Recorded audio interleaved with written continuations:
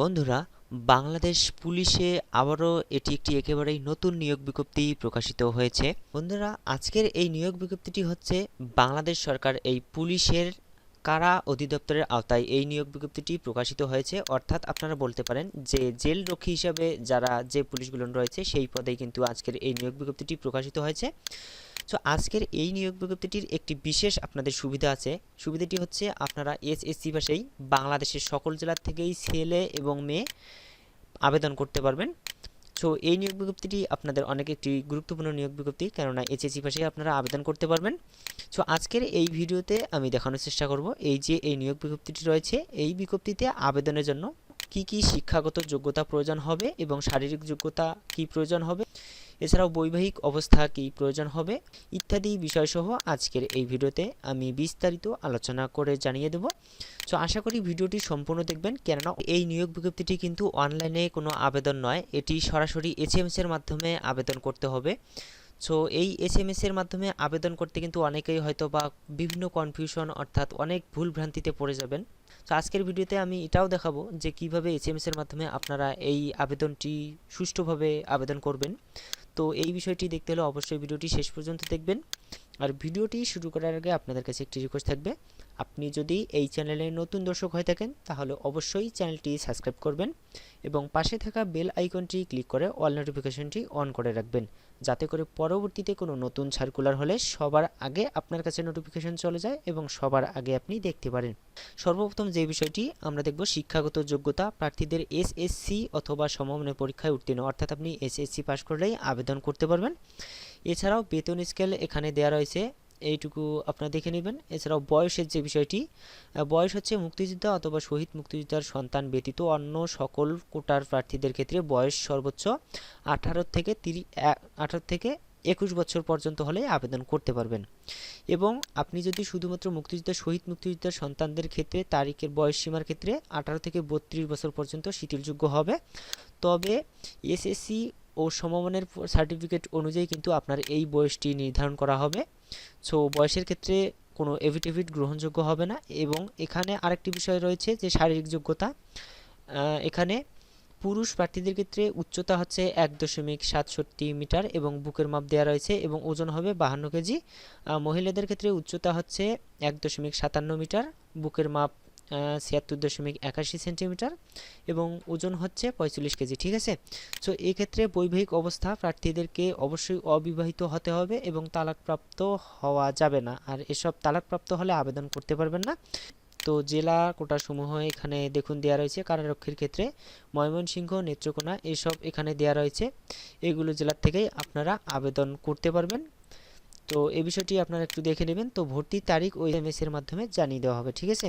তো এসএমএস এর মাধ্যমে আপনাদেরকে এই বিষয়টি জানিয়ে দেবে ভালোভাবে।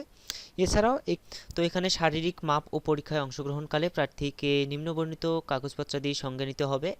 এখানে বলা রয়েছে কয়ে নমুনা ফর্মের অনুকরণে পূরণকৃত আবেদনপত্র নমুনা ফর্ম করা অধিদপ্তর ওয়েবসাইট, এই ওয়েবসাইটে প্রবেশ করলে আপনারা পেয়ে যাবেন। সো এই ওয়েবসাইট লিঙ্কটি আপনারা অবশ্যই ভিডিওর ডিসক্রিপশন বক্সে পেয়ে যাবেন, সেখান থেকে আপনারা প্রবেশ করে খুব সহজেই ডাউনলোড করে নিতে পারবেন। ঠিক আছে।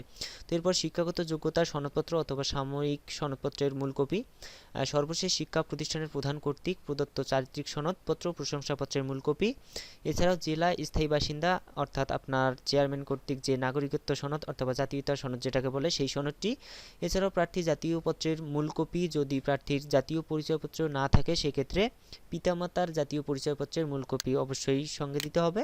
এছাড়াও প্রথম শ্রেণীর গেজেট কর্মকর্তা কর্তৃক 4 কপি সদ্য তোলা পাসপোর্ট সাইজের রঙিন ছবি সত্যায়িত লাগবে কিন্তু এই ছবিগুলান। সো ভিউয়ার্স, এরপর আরও একটি বিষয় এখানে দেওয়া রয়েছে যে পরীক্ষার পদ্ধতি কীভাবে পরীক্ষা নেওয়া হবে, কী কী বিষয়ে এখানে দেওয়া রয়েছে, এটুকু আপনারা চাইলে দেখে নিতে পারেন যদি আপনার প্রয়োজন পড়ে। তো কোটা পদ্ধতি এগুলো আপনারা যদি আপনাদের প্রয়োজন পড়ে তাহলে এগুলো আপনারা স্ক্রিনশট করে দেখে নেবেন। নিয়োগ বিজ্ঞপ্তির লিঙ্কটি আমি কিন্তু ভিডিও ডিসক্রিপশন বক্সে ডাউনলোড লিঙ্ক দিয়ে দেবো, সেখান থেকে আপনারা ডাউনলোড করেও দেখে নিতে পারবেন। তো এই আবেদনটি মূলত কিন্তু অনলাইনে করতে হবে না, এই আবেদনটি মূলত এসএমএস এর মাধ্যমেই কিন্তু আবেদনটি করতে হবে।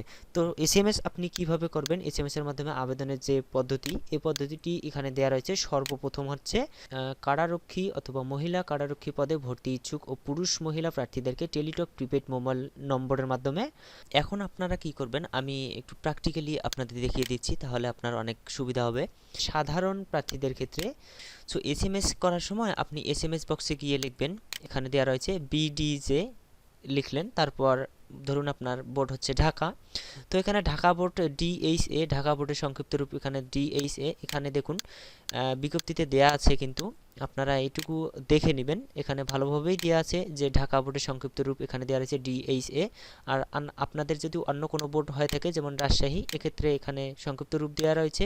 এছাড়াও যারা টেকনিক্যাল অর্থাৎ বিভিন্ন প্রতিষ্ঠান থেকে পাশ করছেন যেমন মাদ্রাসা বোর্ডের কিন্তু এমএডি, এবং বাংলাদেশ ওপেন ইউনিভার্সিটি হলে ওটিএইচ, এবং টেকনিক্যাল বোর্ডের হলে ডিআইসি, ভিওসি, ডিআইবিএস অথবা টিইসি অথবা এইচবিএম, অর্থাৎ যে যার যেটা প্রয়োজন সেটা আপনারা লিখে দেবেন।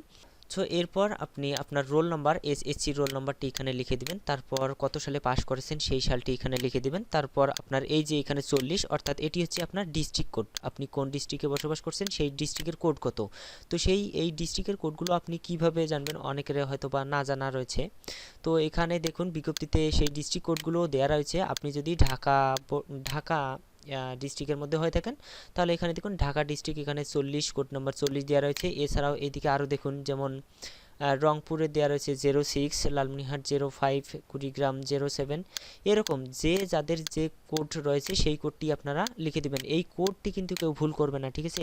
তো এরপর এই যে ঢাকা, অর্থাৎ এরপর আপনাকে উপজেলার নাম, অর্থাৎ আপনি কোন উপজেলায় বসবাস করছেন সেই নামটি এখানে লিখে দিবেন। শুধু আপনি যদি ঢাকায় বসবাস করেন ডিএইচ দিলেও হবে, আর অনেকেই যদি মনে করেন যে ডিএইচএ অর্থাৎ পুরো নামটাই দিবেন, ঢাকা লিখে দিবেন, তাহলে সেটা আপনার ব্যাপার, লিখে দিলেও কোনো সমস্যা নেই, ঠিক আছে। তো এরপর আপনার এই এসএমএসটি করার পর আপনি আসলেই যোগ্য, অর্থাৎ এই চাকরিতে আবেদনের জন্য আপনার যোগ্য হবেন কি না সেই বিষয়টি আপনার দ্বিতীয় একটি এসএমএসে কিন্তু জানিয়ে দিবে। আপনি যদি সিলেক্ট হন, আপনি যদি যোগ্য প্রার্থী হন, তাহলে আপনাকে একটি 8 অঙ্কের পিনকোড সহ কত টাকা কেটে নেওয়া হয় সেই সংক্রান্ত একটি এসএমএস পাবেন।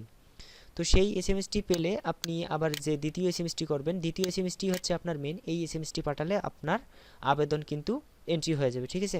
তো দ্বিতীয় এসএমএসটি করবেন বিডিজে স্পেস ইয়েস স্পেস পিন, অর্থাৎ দ্বিতীয় এসএমএসের যে পিনটি আপনাকে দিয়েছে কনফার্মেশনের সময় সেই পিনটি লিখে দিয়ে ইয়োর ফোন নাম্বার, অর্থাৎ আপনার ফোন নাম্বারটি এখানে লিখে দিবেন, শেষে লিখে দিয়ে আবার 16222 নম্বরে সেন্ড করে দিবেন, ঠিক আছে। তো এরপর আপনাকে পাসওয়ার্ড, পিন নম্বর, ইউজার আইডি এগুলো সহ একটি ফিরতি এসএমএস দিবে।